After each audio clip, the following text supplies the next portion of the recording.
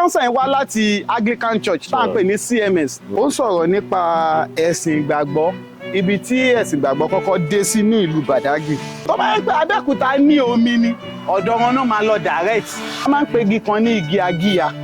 Igi tẹ́lẹ̀ ń wò yìí tí à ń sọ̀rọ̀ nípa èyí, ó lò 350 years, ó wó ní June 20th, 1959. Ní ìgbà yẹn, Ṣódẹkẹ́ of Ẹ̀gbáland, ó ti kọ lẹ́tà sí àwọn aláwọ̀ funfun, àwọn British, nípò òun nídìí missionaries. Kì í ṣe gbogbo missionaries ló lọ síbẹ̀.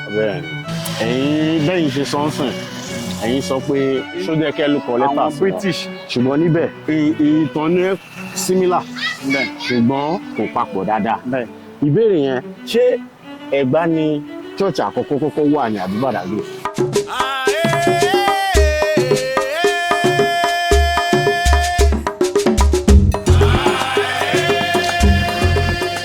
Tó wà ní ibi tẹ́ mú wa. Ìtàn nípa ibi tí mo mú wá yìí, tí mo mú yín wá yìí, ó sọ̀rọ̀ nípa ẹ̀sìn ìgbàgbọ́, ibi tí ẹ̀sìn ìgbàgbọ́ kọ́kọ́ dé sí ní ìlú Badagry ní September 24, 1842 ni ẹ̀sìn ìgbàgbọ́ dé sí ìlú Badagry. A máa ń pe igi kan ní igi Agiya. Òwò ẹrú ṣì ń lọ ní ìlú Badagry ní ayé ìjọ́un ní ìgbà yẹn. Ìgbà kan mú ẹ̀sìn ìgbàgbọ́ wá, àwọn British ló mú wá. Àwọn elédè òyìnbó, elédè Gẹ̀ẹ́sì, àwọn ló mú wá sí ìlú Badagry. Wọ́n mìtì àwọn baba ńlá wa. Ẹ mọ̀ pé kán tó dé nígbà yẹn, àwọn baba ńlá wa ní àwọn nǹkan táwọn gan bọ, kán tó mú ẹ̀sìn ìgbàgbọ́ wá. Ìgbà tó mú wá sí ìlú Badagry, wọ́n wò ó pé ẹ̀sìn wọn náà tún mú wá yìí. Wọ́n mú kan wá, wọ́n fi máa ń kó àwọn baba ńlá wa lọ sókè òkun. Wọ́n mọ nǹkan tán lọ, iṣẹ́ tán lọ ń gbé fún wọn lọ́hùn. Nínú àwọn baba ńlá wa, àwọn díẹ̀ ló accept religion yẹn. Wọ́n ní pé kán fi ẹ̀sìn yẹn kán fi múlẹ̀ sí ìlú Badagry. Abẹ́ igi Agiya yìí ibẹ̀ náà ti preach gospel fún wa. Igi wà ní bíbà yìí, igi Agiya, igi líkílíkí ọ̀ igi àwín la máa ń pè. Ibẹ̀ náà ti kọ́kọ́ preach fún wọn ní ìgbà yẹn. Ìgbà tó dẹ̀ lábẹ́ igi tó wà ní bíbà yìí. Gbogbo àwọn kan tẹ́ wò yán ṣe ẹ̀kọ́ láìpẹ́ ni. Igi Agiya, igi yẹn máa ń la, ó máa dàbí vitamin C báyìí. Ibẹ̀ náà ti pé wọ́n dẹ̀ ń tajà ní abẹ́. Àwọn èèyàn dẹ̀ welcome wọn, wọ́n dẹ̀ fún wọn ní ilẹ̀. Wọ́n ní kán kọ́ pẹ̀tẹ́sì àkọ́kọ́ tá à ń pè ní first story building. Ibẹ̀ la lọ níjọ́sí. Bẹ́ẹ̀ ni ibẹ̀ la lọ níjọ́sí. Ṣé àwọn tó dẹ̀ dúró sí bíbà tó jẹ́ àwọn òjíṣẹ́ Ọlọ́run tó ń preach Christianity fún wa ní ìlú Badagry. Reverend àkọ́kọ́ láti Methodist à ń pè ní Reverend Thomas Birch Freeman. Reverend ìkejì à ń pè ní Reverend Townsend. Reverend Townsend wá láti Anglican Church tá à ń pè ní CMS. The full meaning of CMS à ń pè ní Church Missionary Society. Igi tẹ́lẹ̀ ń wò yìí tí à ń sọ̀rọ̀ nípa èyí, ó lò 350 years, ó wó ní June 20th, 1959 ní igi yẹn wó ní ìlú Badagry. 350 years ló lò kí igi yẹn tó wó. Láti igi yẹn dẹ̀ wó, wọ́n wá wò ó pé ẹ mọ̀ pé civilization ti ń súnmọ́, òwò ẹrú ti ń stop láwọn ìlú kọ̀ọ̀kan. But Badagry ṣì ń smuggle òwò ẹrú lọ sí ilẹ̀ àwọn aláwọ̀ dúdú, ọ̀nà àṣẹ sí ilẹ̀ aláwọ̀ funfun ní ìgbà yẹn. Òun la fi ní àwọn community kan ní Sierra Leone ní Freetown. Wọ́n sì ń sọ Yorùbá, wọ́n fi ń sọ Igbo níbẹ̀. Nítorí àwọn ẹrú tó ń kó ń gbà yẹn wọ́n láṣẹ̀sì láti kó wọn lọ sí ilẹ̀ aláwọ̀ funfun ní ìgbà yẹn. Ẹ wo bí ìlú yìí ṣe wà, a ní èèyàn, wọ́n ń sọ̀rọ̀ nípa òwò ẹrú. Òwò ẹrú ti bẹ̀rẹ̀ kí àwọn aláwọ̀ funfun tó dé sí ìlú yìí náà.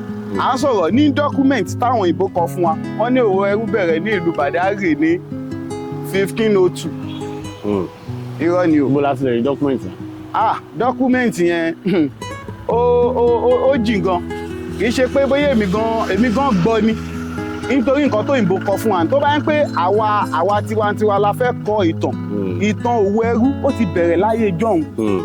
Kì í ṣe 10th century, kì í ṣe 5th century tó òwò ẹrú ti bẹ̀rẹ̀.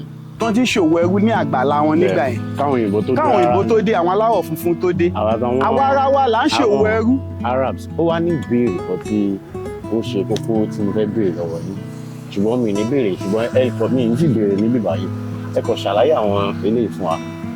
Àwòrán tẹ̀ ń wò lókè, ẹ rí àwòrán àwọn aláwọ̀ funfun àti aláwọ̀ dúdú sọ̀rọ̀. Ní ìgbà yẹn náà, ẹ tún rí àwọn missionaries yẹn náà pẹ̀lú àwọn bíi slave masters, àwọn aláwọ̀ funfun tó ń ṣòwò ẹrú nígbà yẹn. Ẹ wò wọ́n bẹ́ẹ̀ lọ. Bí wọ́n ṣe ń jẹ́ kí missionaries kó move ní àárín ìlú, missionaries ò kí ń dúró, àwọn tó mẹ́sìn gbàgbọ́ ò kí ń dúró sójú kan. Wípé àwọn máa sọ̀rọ̀ nípa ìtàn Ọlọ́run fún àwọn èèyàn, máa move. Kí là ń sọ̀rọ̀ nípa Badagry? ìtàn Christianity ní Badagry a tún sọ̀rọ̀ nípa Christianity ní Abẹ́òkúta Ẹ̀gbá. bẹ́ẹ̀ni ìbéèrè yẹn ṣé Ẹ̀gbá ni church àkọ́kọ́ kọ́kọ́ wà ní àbí Badagry? Kì í ṣe Ẹ̀gbá, ṣe rí cathedral ló wà ní Ẹ̀gbá, first cathedral. Nǹkan tí ó fi jẹ́ first cathedral ló wà ní Ẹ̀gbá ń pé ní Badagry tó bá ń pè ẹ̀sìn ìgbàgbọ́ múlẹ̀ òwò ẹrú ò sí nínú Badagry ní pé market yẹn ò sí nínú Badagry ni cathedral and first church ó máa wà ní Badagry. Nítorí ṣọdẹ nítorí pé òwò ẹrú lọ lọ́wọ́ òwò ẹrú lọ àwọn èèyàn gbà lọ́wọ́ wọn. and tẹ bá tún mọ ìtàn Ìjẹ̀bú dáadáa. mi mọ ẹ jẹ́ kí n sọ ìtàn Ìjẹ̀bú fún yín. Níjẹ̀bú nígbà tí àwọn èèyàn fẹ́ bẹ̀rẹ̀ sí ní decide bóyá ẹ̀sìn Christian nìkan ṣe àbẹ́sìn Muslim. reason tí gẹ́gẹ́ bí ìtàn tá a gbọ́ níbi ojújọba ìdí táwọn èèyàn fi mú Muslim nígbà yẹn ni pé naturally Yorùbá máa ń fẹ́ àwọ̀ tó pọ̀ ṣùgbọ́n wọ́n wá ní ẹ̀sìn Muslim fààyè gba kéèyàn fẹ́ àwọ̀ tó pọ̀ ṣùgbọ́n ẹ̀sìn Christian kò gbà most of people tó yẹ wà ń gbà yẹn ti níyàwó bí méjì mẹ́ta mẹ́rin ọkọ̀ wò pé èyí tó gba oníyàwó púpọ̀ ẹ̀ láàmà ṣe so ṣé ó ṣeé ṣe kó jẹ́ pé nǹkan bẹ́ẹ̀ náà ló ṣẹlẹ̀ ní Badagry nígbà náà àbí báwo? kì í ṣe pé ó ṣeé ṣe náà ló ṣẹlẹ̀ táwọn èèyàn fi gba Christian nígbà yẹn. ní táwọn èèyàn fi gba Christianity ní ìlú Badagry tí wọ́n fi tètè gbà tó fi dé pé Abẹ́òkúta ni first church ló wà. bẹ́ẹ̀ni ní ìgbà yẹn náà Ṣódẹkẹ́ of Ẹ̀gbáland ó ti kọ lẹ́tà sí àwọn aláwọ̀ funfun àwọn British nípò òun nídìí missionaries. Ìgbà tó dẹ̀ kọ́kọ́ dé ìlú Badagry náà dé sí nítorí orí omi náà gbà wọlé. Tó bá yẹ pé Abẹ́òkúta ní omi ni ọ̀dọ̀ wọn náà máa lọ direct. But Abẹ́òkúta àwọn baba ńlá wọn ò mọ̀ pé orí ilẹ̀ Badagry náà gbà wá títí wá sí ọ̀dọ̀ tàwọn. Ní ìgbà yẹn kì í ṣe gbogbo missionaries ló lọ síbẹ̀. Reverend Thomas Birch Freeman and Reverend Townsend ló lọ jẹ́ wọn ní pé ilẹ́tà tó ń kọ sáwọn but òjíṣẹ́ Ọlọ́run kan sì wá ń bí báyìí tá à ń pè ní Reverend Goma. Ẹ̀rín pé ìgbà tá à ń sọ̀rọ̀ nípa first story building à ń sọ̀rọ̀ ní pé Goma ló kọ́ first story building. Ìgbà tó dẹ̀ fẹ́ ṣe Kérésìmesì 25 of December kí ló dé tó ń ṣe celebrate ẹ̀ ní Abẹ́òkúta wọ́n padà wá sí bí báyìí wọ́n wá celebrate ẹ̀. Ẹ má wọrí a ti gbọ́ tẹnu ṣùgbọ́n bá a ti ṣe ń sọ̀rọ̀ ẹ̀ a tún lọ Abẹ́òkúta láti lọ gbọ́ tẹnu wọn. Mo ti lọ sílé Ṣódẹkẹ́ rí and ẹ̀yin bẹ́yìn ṣe sọ́nsìn ẹ̀yin sọ pé wọ́n kọ lẹ́tà sí Ṣódẹkẹ́. Ṣódẹkẹ́ ló kọ lẹ́tà sí Ṣódẹkẹ́ ló kọ lẹ́tà sí àwọn British. ṣùgbọ́n níbẹ̀ wọ́n ṣe ìtàn ní similar ṣùgbọ́n kò papọ̀ dáadáa ẹ understand. Wọ́n ní níbẹ̀ nǹkan tó sọ fún mi ní pé Ṣódẹkẹ́ lálàá. Ṣódẹkẹ́ had a dream about him. That somebody is come with a foreign religion. The story of that dream was that he slept and dreamed that he gave birth to a baby.